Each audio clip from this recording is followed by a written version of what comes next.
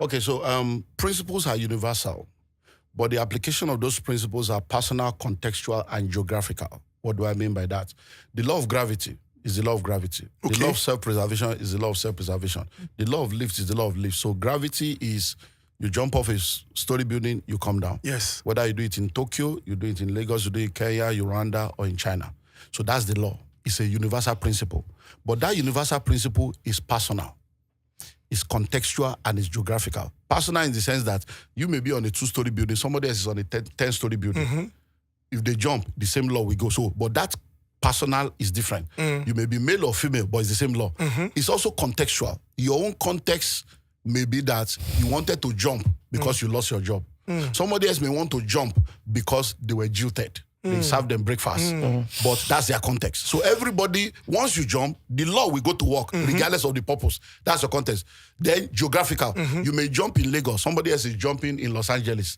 The location is different, but the law will go to work. That's how principles are. Principles are universal. But when you want to apply it, it's personal, contextual, and geographical. So what everybody needs to know is what are the principles that govern wealth creation.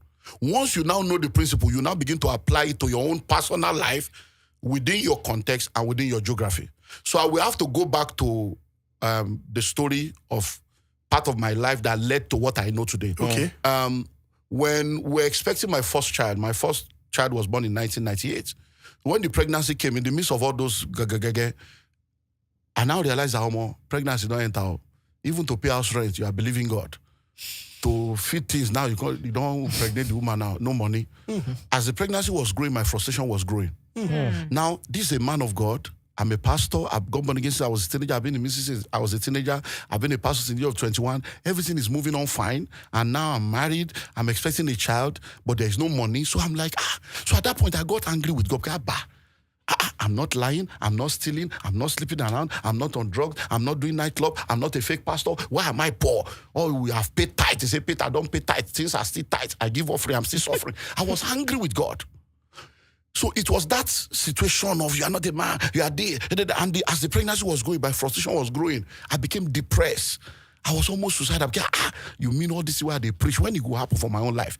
That was when, in that anger, God, I kept hearing it. Who told you? Who told you? Who told you? And I'm like, what do you mean who told you? It's in the Bible. That's when I realized that majority of the things I believe, like many people today, is what Papa said, Pastor said, Bishop said. This is what our church believe. People don't know God for themselves. So people know church, they know pastors, they know religion, but they don't know God.